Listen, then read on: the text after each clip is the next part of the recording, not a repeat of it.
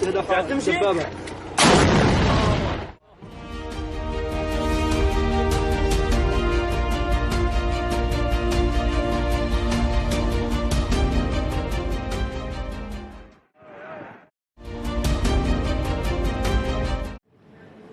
increasing number of violent attacks against Asians in the U.S. have come to light, but the abuse is also happening online. 17% of Asian Americans reported experiencing severe online harassment, according to a January survey conducted by the Anti-Defamation League, a jump from 11% the previous year.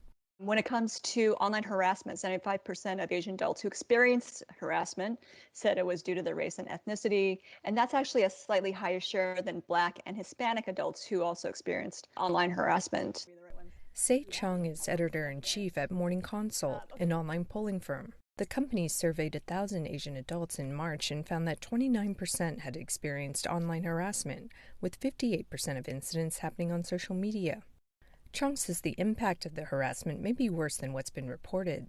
So a lot of Asians, because they don't talk about mental health issues openly, suffer in silence. And what our data shows is that they're not alone.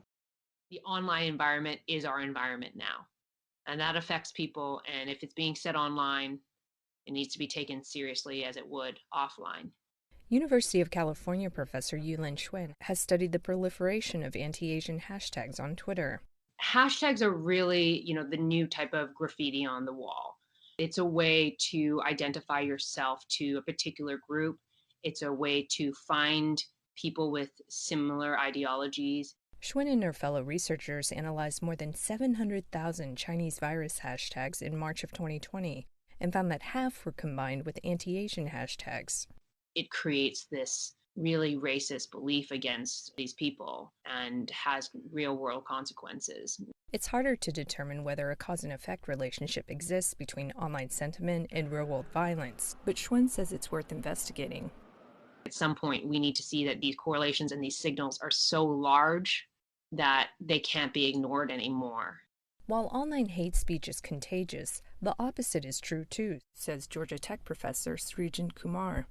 If we can start spreading counter-speech messages, if we can support, encourage, and express solidarity towards and defend Asian entities, then that essentially creates a cascade effect. Kumar says exposure to counter-speech can potentially discourage users from turning hateful. In the fight against online hate, these experts say it's about the power of words. Tina Trinh, VOA News.